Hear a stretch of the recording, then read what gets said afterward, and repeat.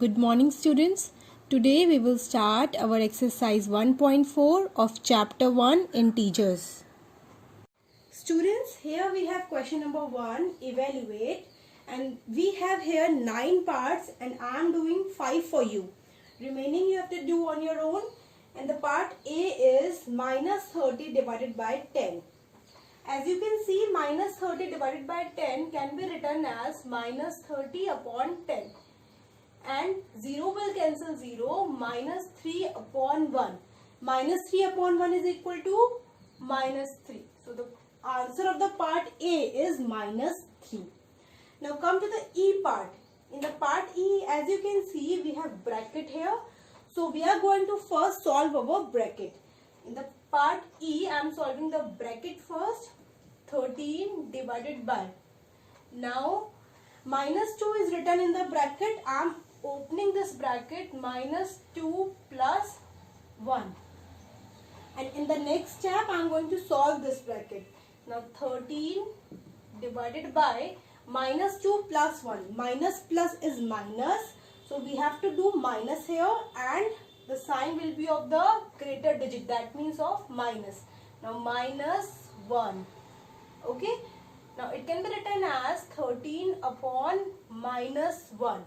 Student, if a fraction has negative sign in the denominator, then it can be written as minus 13. Okay, the sign of the denominator can be written in the numerator part also.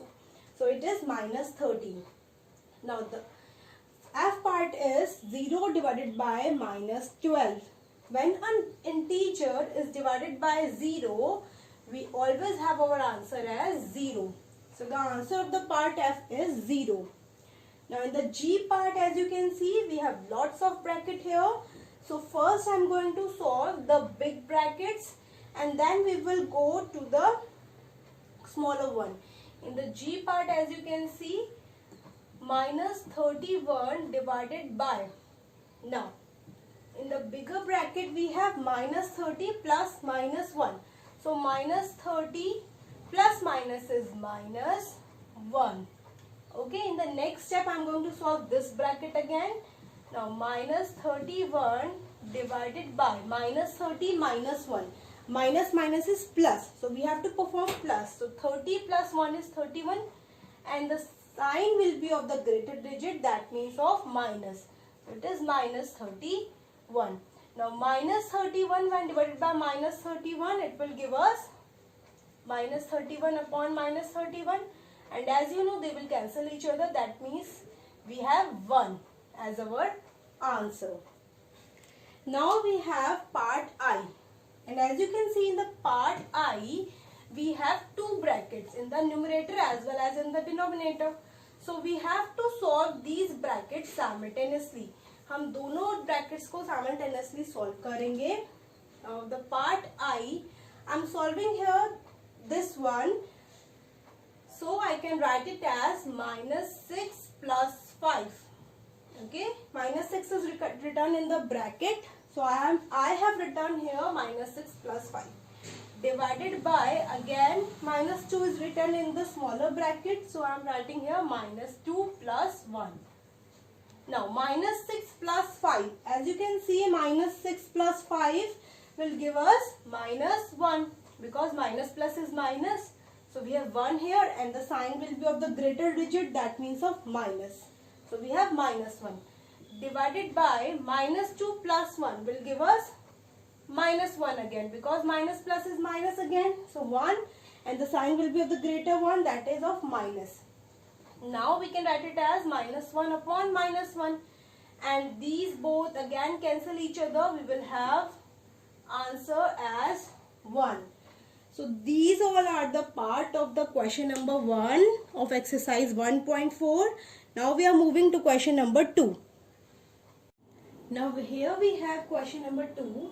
Verify that A divided by in bracket B plus C is not equal to A divided by B and A divided by C for each of the following values of A, B and C.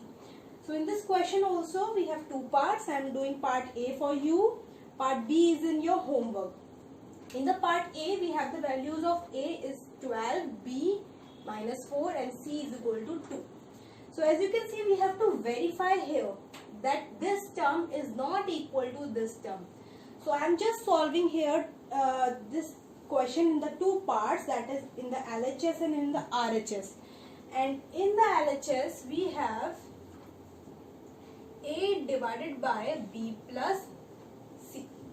And in the RHS we have right hand side is A divided by B and A divided by C. Now first I am solving LHS part. I am putting the value of A here. A is 12. Now B is minus 4 and then C is 2. So I am writing plus here and C is 2. So 2 is here. Now again 12. I have to solve the bracket. Minus 4 plus 2 will give you minus 2. And it is 12 upon minus 2. And 2 6 times 12, so the answer is 6. Of course, the denominator has the minus sign, so we can write our minus sign in the numerator also, so it is minus 6. So in the LHS we have minus 6. Now we are looking for the RHS term. RHS is A divided by B in bracket, then A divided by C in the other bracket. So putting the value of A, B, C, A is 12 divided by B is minus 4. Now A again is 12 divided by C is 2. Now when 12 is divided by minus 4, 4 3 times is 12. 4 3 जो 12 होता है, so 3 आएगा answer बेटा, वो भी negative, because denominator में हमारे पास minus sign है.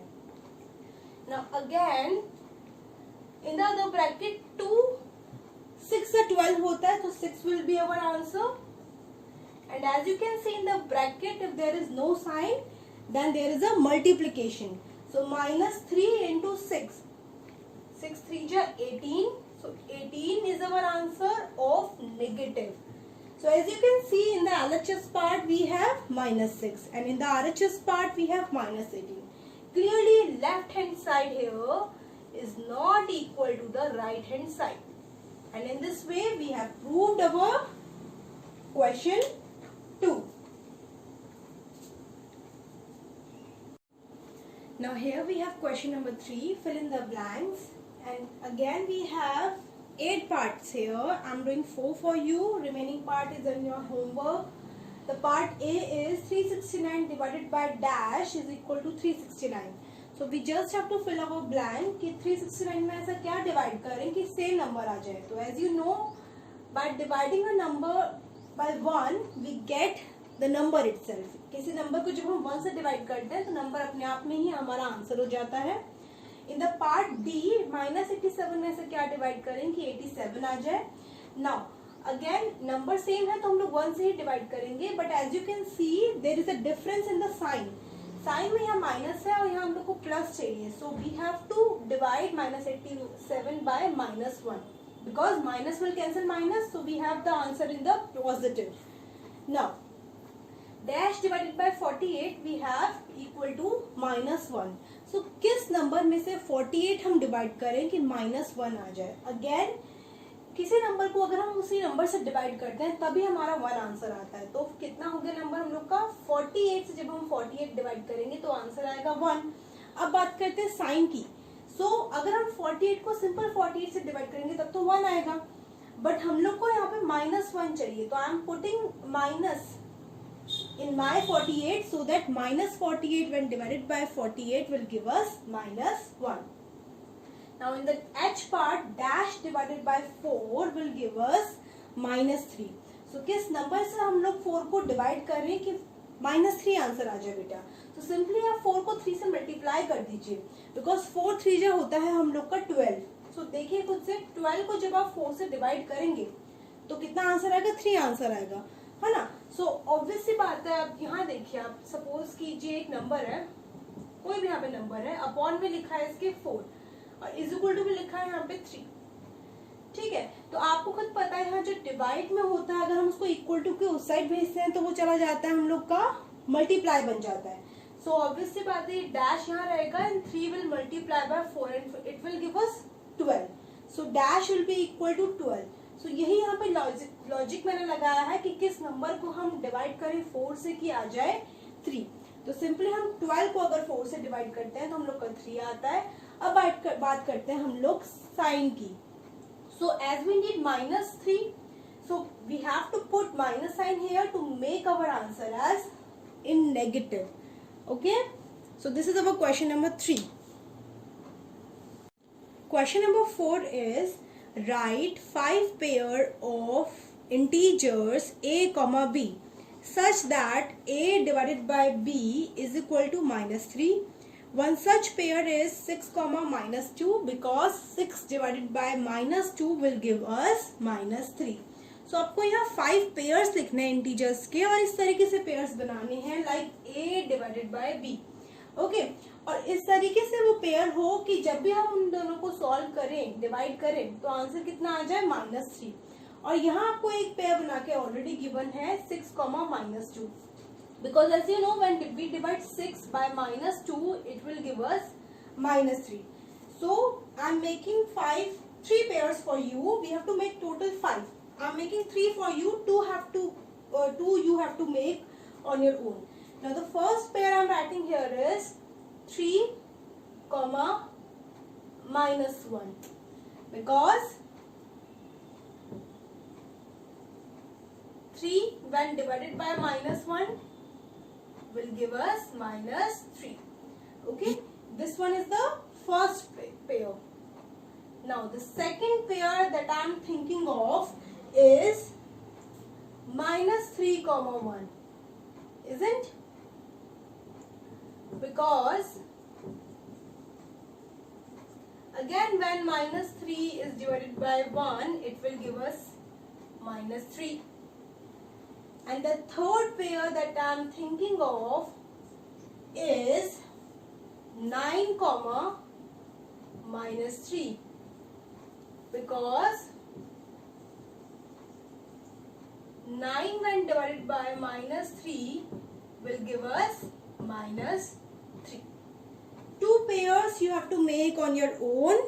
Okay, we have to make total 5 pairs here.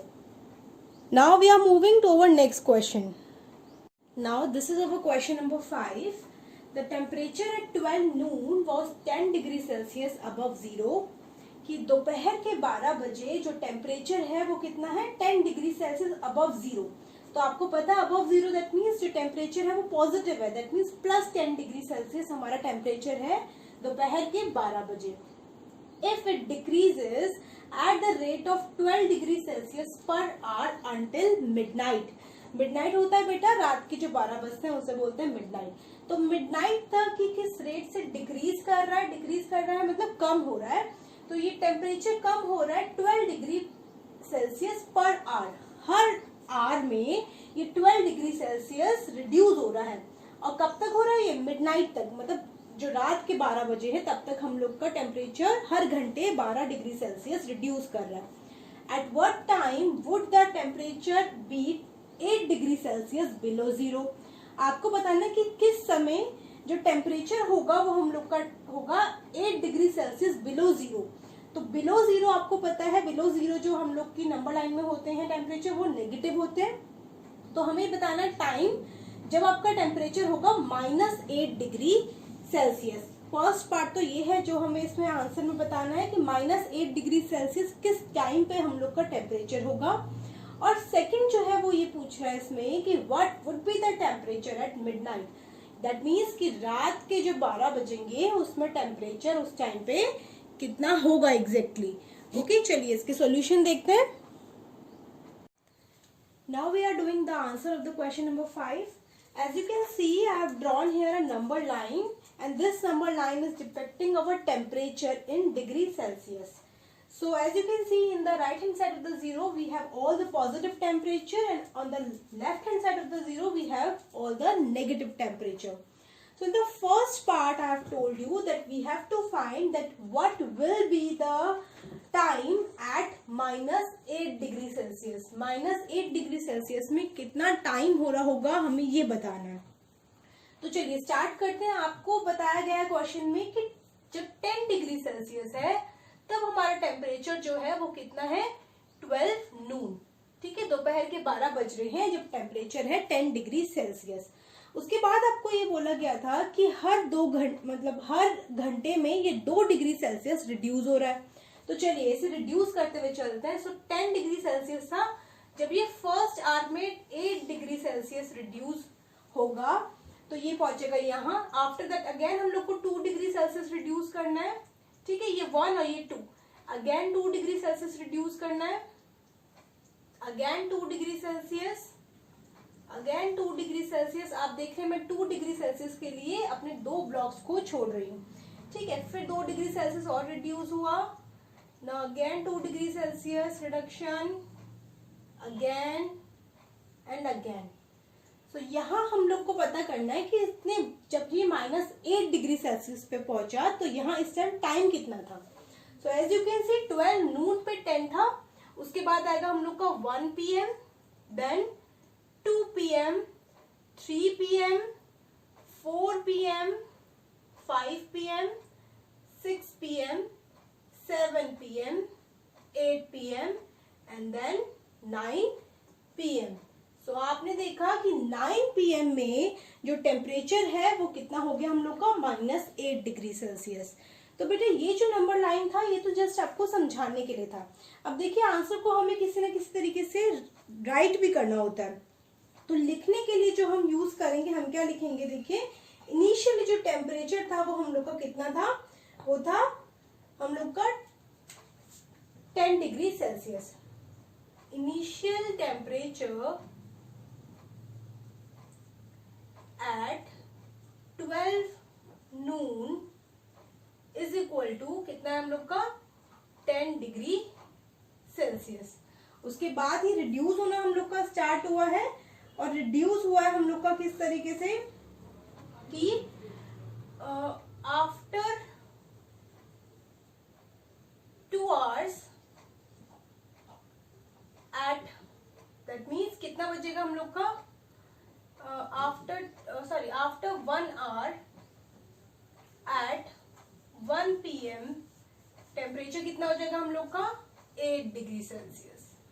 Then again after 1 hour at 2 PM the temperature will be 8 के बाद कितना आया था हम लोग का 6 डिग्री सेल्सियस।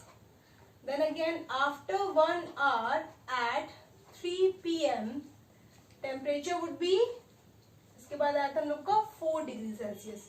सिमिलरली बेटा आपको ये लाइन इस तरीके से पहुंचानी है कि जब आप आ जाएंगे 9 PM में, क्योंकि आपने देखा कि 9 PM में जाके हम लोग का टेम्परेचर कितना हो रहा है -8 डिग्री सेल्सियस। तो आप कंटिन्यू करेंगे अपने इस लाइन को यहाँ पे आफ्टर 1 आवर एट कितने, फिर आएगा 4 PM the temperature would be 2 degree Celsius. फिर आप लिखेंगे at 5 PM the temperature would be 0 degree Celsius. At 6 PM the temperature would be -2 degree Celsius. Then again at 7 PM the temperature would be -4 degree Celsius. Then at 8 PM the temperature would be -6 degree Celsius. And जो last line होगी वो हम लोग की क्या होगी, after 1 hour at 9 PM the temperature is equal to -8 degree Celsius. तो इस तरीके से हम अपने 8 डिग्री सेल्सियस पे आ जाएंगे और फिर लास्ट में लिखेंगे therefore at 9 PM temperature is equal to -8 degree Celsius. तो ये हम लोग का आंसर हो गया। आंसर है बेसिकली 9 PM। तो 9 PM में हम लोग का टेम्परेचर होगा -8 डिग्री सेल्सियस। अब देखिए अब हम करते हैं इसका पार्ट बी। ये इसका ए पार्ट था, अब हम इसका पार्ट बी करेंगे। ओके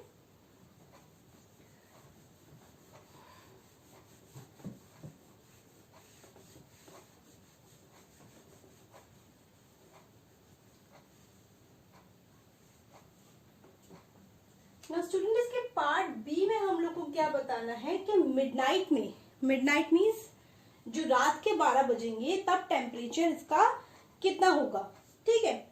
तो आपको पता है कि it will take 12 hour to be midnight, that means 12 बजने हम लोग के 12 बजने 12 AM बजाने हम लोग को, ठीक है। तो आपको पता है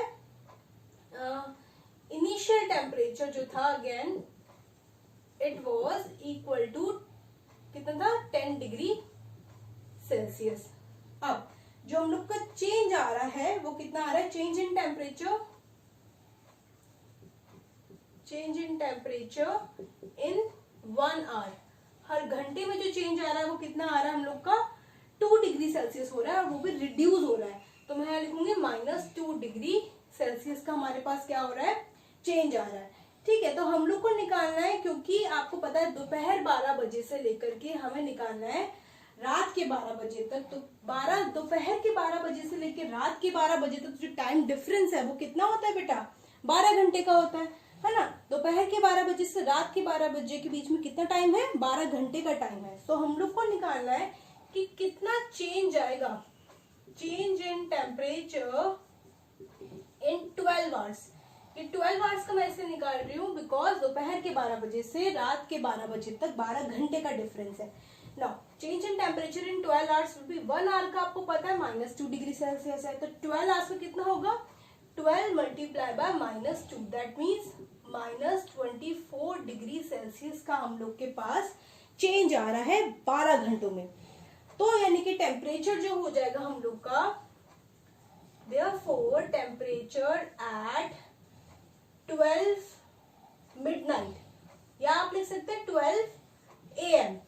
ठीक है, इट वुड बी कितना होगा, इनिशियली टेम्परेचर था हम लोग का 10, और जो चेंज आया हम लोग को कितना हुआ है 24, वो भी माइनस का 24, so -24 and 10 - 24 you all know it is equal to -14 degree Celsius. तो 12 मिडनाइट में जो टेम्परेचर होगा वो कितना होगा हम लोग का, -14 degree Celsius. So this is our answer.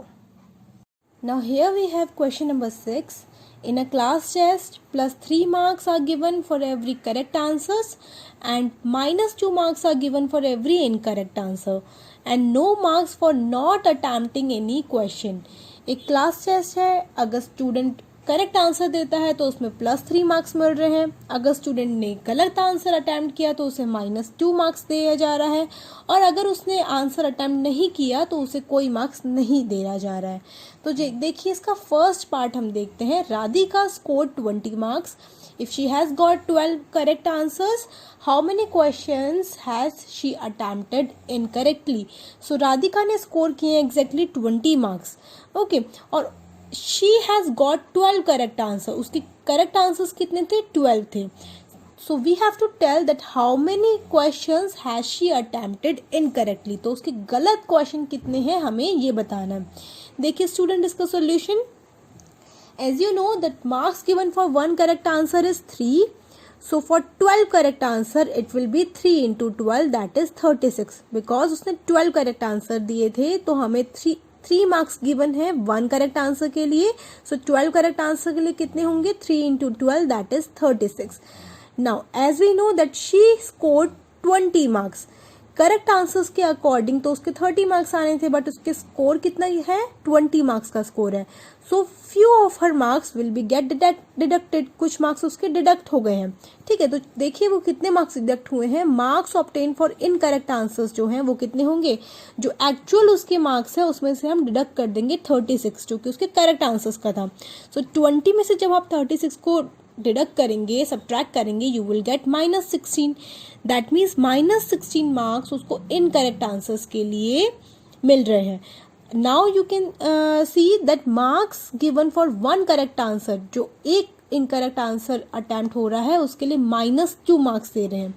सो उसको कितने मार्क्स मिले हैं, -16। So we have to find the number of the incorrect answer. So how can we find the number of incorrect answer, actually उसको मार्क्स मिले हैं -16 और एक incorrect answer के लिए मिल रहा है -2। So we to find the number of incorrect answers we have to divide -16 by -2। So when -16 is divided by -2 we will get 8 here. So the number of incorrect answers she attempted is equal to 8. तो 8 उसके incorrect answers थे। Okay, now the part second is Mohini scored -5 marks in the test. Though she has got 7 correct answers, how many questions she has attempted incorrectly? So बिल्कुल same है ये वैसे ही। अब यहाँ पे हम लोग क्या गिवन है कि मोहिनी ने स्कोर किए -5 मार्क्स, जैसे कि राधिका ने स्कोर किया 20, तो मोहिनी ने कितने स्कोर किया -5। एंड इसके जो करेक्ट आंसर्स हैं वो कितने हैं 7 है। सो हमें बताना है कितने नंबर ऑफ क्वेश्चन उसने इनकरेक्टली अटेम्प्ट किए। सो अगेन आपको पता है 1 करेक्ट आंसर के लिए 3 मार्क्स गिवन है। सो 7 करेक्ट आंसर के लिए कितने हो जाएंगे बेटा 3 × 7 दैट इज 21। अब उसका जो एक्चुअल स्कोर है वो कितना है -5। सो जो उसने इनकरेक्ट आंसर्स में मार्क्स ऑब्टेन करे हैं वो कैसे निकलेंगे, हम अपने उसके एक्चुअल स्कोर में से उसके करेक्ट आंसर को क्या कर देंगे subtract. And when you will subtract -5 and -21 you will gate -26। And ये उसके मार्क्स जो है उसको इनकरेक्ट आंसर्स के लिए मिले हैं। And as you know 1 incorrect answer के लिए मिल रहा है -2। सो जो -26 मार्क्स कितने नंबर ऑफ क्वेश्चंस के लिए मिलेंगे, number of incorrect answers will be, आप -26 को -2 से क्या कर देंगे डिवाइड, बिल्कुल प्रीवियस पार्ट की तरह। So when you will divide -26 by -2 you will get 13। So Mohini has attempted 13 incorrect questions. Okay students, now students this is our question number 7. An elevator descends into a mine shaft at the rate of 6 meter per minute. एक elevator मतलब lift. सो एक lift है जो कि descends कर रही है, नीचे उतर रही है एक माइन शाफ्ट में, और किस रेट से वो नीचे उतर रही है 6 मीटर पर मिनट, हर मिनट में वो 6 मीटर ट्रेवल कर रही है नीचे की तरफ। If the descent starts from 10 metre above the ground level, जो उसने डिसेंट अपना स्टार्ट किया है वो कहाँ से स्टार्ट किया है, उसने 10 metre above the ground level के 10 मीटर ऊपर से उसने नीचे उतरना स्टार्ट किया है। How long will it take to reach -350 meter. So कितना टाइम वो ले लेगी -350 मीटर ट्रेवल करने के लिए। तो स्टूडेंट पहले तो हमें ये निकालना है कि टोटल डिस्टेंस उसे ट्रेवल करना कितना पड़ रहा है। After that we are going to find that how much time will it take to travel -350 meter. So देखिए स्टार्ट करते अपने सॉल्यूशन को। जो हम डिस्टेंस डिपिक्ट कर रहे हैं नीचे उतरने वाला डिस्टेंस, वो है हम लोग माइनस साइन से शो कर रहे हैं, ठीक है। Distance descended is denoted by a negative integer. जो नीचे उतरने वाला डिस्टेंस है उसे हम नेगेटिव इंटीजर से शो कर रहे हैं। एंड आपको पता है इनिशियल जो हाइट है, जो स्टार्टिंग पॉइंट है वो क्या था 10 metre above the ground level. And I have told you earlier कि जो ग्राउंड लेवल से ऊपर के जो डिस्टेंसेस होते हैं उन्हें हम प्लस में काउंट करते हैं, प्लस इंटीजर में लेते हैं, और जो ग्राउंड लेवल के नीचे के डिस्टेंसेस होते हैं उन्हें हम माइनस में लेते हैं। सो एज यू नो कि इनिशियल जो हाइट थी वो होगी 10 metre because it is above the ground level. And जहाँ उस डिस्टेंस पे जहाँ पे हमें पहुँचना है वो कितना डिस्टेंस है 350 मीटर, जो कि बिलो द ग्राउंड लेवल है, that's why it is -350 metre. Now अब पहले तो हम लोग को ये फाइंड करना है कि टोटल डिस्टेंस होगा कितना जो कि एग्जैक्टली हमारे एलिवेटर को ट्रेवल करना है, बिकॉज ये 10 मीटर उसके स्टार्टिंग पॉइंट है जो कि अबव द ग्राउंड लेवल है, और ये 350 metre below the ground level है। तो हमें इन दोनों को क्या करना पड़ेगा, सब्ट्रैक्ट करना पड़ेगा, so as to find the total distance to be descended by the elevator. So we are subtracting here -350 minus plus 10. As you know minus plus is minus. So -350 minus 10 will give you -360 meter. So यहाँ से हमने calculate किया कि total distance actually elevator को कितना travel करना है। Now as you know कि 1 मिनट वो कंज्यूम कर रहा है कितने डिस्टेंस ट्रेवल करने के लिए, 6 मीटर ट्रेवल करने के लिए। So I have written here time taken by the elevator to descend -6 meter. -6 meter नीचे उतरने के लिए टाइम लग रहा है उसे 1 मिनट का, और हमारे पास जो डिस्टेंस है वो कितना है टोटल डिस्टेंस -360 मीटर। सो हम लोग को फाइंड करना है कि -360 मीटर ट्रैवल करने के लिए उसे कितना टाइम लगेगा। देखिए 6 मीटर ट्रैवल करने के लिए 1 मिनट लग रहा है, 360 मीटर ट्रैवल करने के लिए कितना लगेगा बेटा, -360 को डिवाइड कर देंगे हम -6 से। So when -360 will be divided by -6 it will give you 60। So total time जो हम लोग का लग रहा है टू डिसेंड -350 मीटर वो कितना लग रहा है हम लोग का 60 minute. And as you know 60 metre is equal to the 1 hour. So our answer will be 1 hour. So students that's all for today. आपको ये सारी एक्सरसाइजेस के जो क्वेश्चन है वो सभी आपको अपनी नोटबुक में अटेम्प्ट करने हैं। Okay, now thank you so much, good luck.